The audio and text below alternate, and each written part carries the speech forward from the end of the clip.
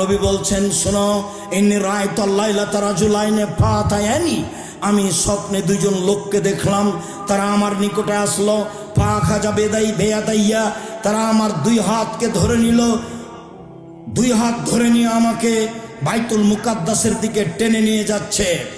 ফাআতাইনাল রাজুলিন, হঠাৎ একটা লোকের পাশে চলে আসলাম। লোকটি বসে আছে। অরাজুলুন কায়েমুন, একটা লোক পাশে দাঁড়িয়ে আছে। অফিয়াদিহি কালবুন মিন হাদিদিন, তার হাতে রয়েছে লোহার বাঁকা লাঠি। ফাইদখিলুহু ফি সিদকিহি, লোহার বাঁকা লাঠি তার মুখের ডান পার্শ্ব দিয়ে ঢুকিয়ে দিচ্ছে, ঢুকে চিরে ফেলছে। হাত্তা ইয়াবলুগা কাফাহু, চিরে পিছন দিকে নিয়ে যাচ্ছে। ওয়াফালু বিসিদকিহিল আখার, মুখের অপর সাইডও এইভাবে চিরে ফেলছে। ওয়াইউদু সিদকুহু কামা কানা, বাম দিক চিরতে না চিরতেই মুখের ডান দিক আবার ঠিক হয়ে যাচ্ছে। ফায়াউদু ফায়াফালু মিসলাহু, আবার ডান দিকে আসছে, মুখ চিরে ফেলছে। আমি বললাম, মা হাজা, একই দৃশ্য। কালা তারা দুইজন বলেন, ইনতালেক, চলতে থাকেন। ফান্তালাক না, কিছু না বলে চলতে থাকলাম। ফাতাইনাল রাজুলিন মুস্তাজনালা কাফাহু, আস্তে আস্তে হঠাৎ একটা লোকের পাশে চলে আসলাম। দেখি লোকটা চিত হয়ে শুয়ে আছে, পাশে একটা লোক দাঁড়িয়ে আছে, তার হাতে একটা পাথর রয়েছে। ইয়াস্তাখবি রাসাহু, পাথর দিয়ে মারছে তার মাথার উপরে। ফাতাদাদা হাল হাজারো ফান্তালাকে লিয়াখুজহু, মাথায় লেগে মাথা ভেঙে চৌচির হয়ে যাচ্ছে, পাথর ছিটকে দূরে চলে যাচ্ছে। ওই লোকটি পাথর আনতে যাচ্ছে, পাথর আনতে না আনতেই মাথা ঠিক হয়ে যাচ্ছে, আবার মারছে। দৃশ্য দেখে আমি বললাম, মা হাজাম, একই দৃশ্য। তারা দুইজন বললেন, ইনতালেক, চলতে থাকেন।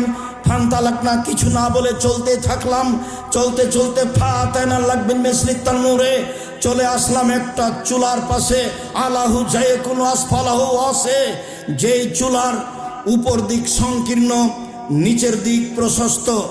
তন্দুরি রুটি যেই চুলাতে বানাই সেই চুলার মতো। দেখি চুলার ভিতরে কিছু মানুষ রয়েছে। তাতাহুন্নার, তার ভিতরে আগুন জ্বলছে। ফাইজা ইরতাফাউ, যখন আগুন জোরে জ্বলে উঠছে, ভিতরে যা কিছু আছে সব উপরে চলে যাচ্ছে। ফাইজা খামাদাত রাজাউ মা ফিহা, আর যখন আগুন একটু কমে যাচ্ছে, ওই যা উপরে উঠেছিল তা নিচে চলে যাচ্ছে। উপরে উঠার সময় মনে হচ্ছে বের হয়ে পড়ে যাবে। ফিহারে জালনে সানোরাতুন, তাতে দেখি মহিলা এবং পুরুষ উলঙ্গ অবস্থায় জমা ধরে আছে। আগুন জোরে জ্বললে ধাঁধা ধাঁধা করে উপরে চলে যাচ্ছে জমা অবস্থায়।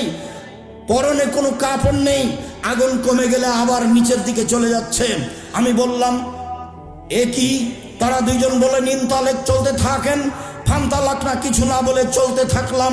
চলতে চলতে চলে আসলাম আতালা নাহার মিন দামিন, একটা রক্তের নদীর পাশে। দেখি নদীতে শুধু রক্ত, অন্য কিছু নেই। নদীতে পানি নেই।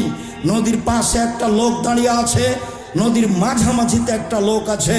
কুল্লামা আরাদা একরোজা, যতবার লোকটা নদী থেকে উঠে যাওয়ার চেষ্টা করছে, পাশে যে লোকটা আছে তার হাতে একটা পাথর আছে, মারছে মুখের ওপরে। মায়ের কারণে লোকটা আবার নদীর মাঝামাঝিতে চলে যাচ্ছে। যতবার উঠার ইচ্ছা করে ততবারই তার মুখের ওপরে পাথর মেরে তাকে রক্তের নদীর মাঝামাঝিতে করে দেয়। আমি বললাম, এ কি? তারা দুইজন বললেন, চলতে থাকেন। চলতে থাকলাম, কিছু না বলে চলে আসলাম একটা সবুজ বাগানের কাছে। বিশাল বাগান, গাছপালা খুব সবুজ। দেখি সেখানে একটা অনেক বড় গাছ, গাছের পাশে একজন বৃদ্ধ মানুষ বসে আছেন, তার সামনে কতগুলি বাচ্চা ছেলে আছে। একটু দূরে একজন লোক আছে, অফিয়াদেহি কাল্লুবুন এইকুতুন্নারা, তার হাতে একটা লোহার বাঁকা লাঠি রয়েছে। সে বারবার আগুনকে উত্তেজিত করছে। ফাসায়দাবিয়া সাজারা, তারা দুজন আমাকে গাছের উপর দিকে নিয়ে চলে গেলেন মাঝামাঝিতে। ওয়াদ খালানি দাঁড়ান মা রায়তা হাসানা কাত্ত, একটা ঘরে ঢোকালেন। এত সুন্দর ঘর আমি জীবনে কোনোদিন দেখিনি। সেই ঘরে রয়েছে সাবন, যুবক আছে, শাইখন, বৃদ্ধ মানুষ আছে, তারপরে নিশা মহিলা আছে, আর সিবিয়ান বাচ্চা ছেলে আছে, অনেক পুরুষ নারী আছে। ফাখরা জানি, তারা দুইজন আমাকে সেই ঘর থেকে বের করে নিলেন। ফাসায়দাবিয়া সাজারা, আলা উপরে আমাকে নিয়ে চলে গেলেন। ওয়াদ খানেই দাঁড়ান, আর একটা ঘরে ঢোকালেন। হে হাসান আফজল মিনহা, পরের ঘরটি আগের ঘরের চেয়ে অনেক অনেক অনেক বেশি উত্তম। সেই ঘরে রয়েছে যুবক, আর সেই ঘরে রয়েছে বৃদ্ধ মানুষ। আমি শেষ পর্যন্ত তাদের দুইজনকে বললাম, এতক্ষণ পর্যন্ত কি দেখলাম তোমরা দুইজন বলে দাও। তারা দুইজন বললে, হ্যাঁ ঠিক আছে, সব আপনাকে বলে দেব। ওই যে আপনি প্রথম লোকটিকে দেখলেন, যে লোকটি মুখের দুই সাইডকে লোহার বাঁকা লাঠি দিয়ে চিরে ফেলা হচ্ছিল, ফরাজুলুন কাদ্দাব, সে মিথ্যে কথা বলতো, মিথ্যা আকাশে ছড়িয়ে যেত। ইফলবে ইয়াউমাল কিয়ামা, কিয়ামত পর্যন্ত তার মুখকে এইভাবে চৌচির করা হবে, চিরে ফেলা হবে, কারণ সে মিথ্যা কথা বলতো। মিথ্যা কথা মহাপাপ। তারপরে আপনি দেখলেন যে লোকটা চিত হয়ে শুয়ে রয়েছে, ও হচ্ছে আলেম মানুষ, কোরআন হাদিস জানতো। সে রাতে কোরআন তেলাওয়াত করতো না, দিনে সে অনুযায়ী আমল করতো না, তাই তার মাথাকে ভেঙে চৌচির করে দেওয়া হচ্ছে। তারপর আপনি দেখলেন গর্তে নারী ও পুরুষ উলঙ্গ অবস্থায় জ্বলছে, ধাঁধা করে উপরে চলে যাচ্ছে, আবার নিচের দিকে আসছে। তারা হচ্ছে ব্যভিচারণী। অন্য এক বর্ণনায় এসেছে, আমি চলতে চলতে হঠাৎ এক সম্প্রদায়ের কাছে চলে আসলাম। তারা ছিল অনেক মোটা, একবারে 25-30 হাত উঁচু আছে, মোটা মোটা, আর তাদের গায়ে ছিল খুব দুর্গন্ধ। মনে হচ্ছিল যেন গণশৌচাগার, মনে হচ্ছিল যেন রাস্তাঘাটের টয়লেট। আমি বললাম, মান হাওলায়, এরা কারা? তখন তারা বলেছিল, অহমদ জোনাত জাওয়ানি, তারা হলো ব্যভিচারণী। সম্মানিত দিনী ভাই বোন, বিষয়টি খুব বেশি ভাবার।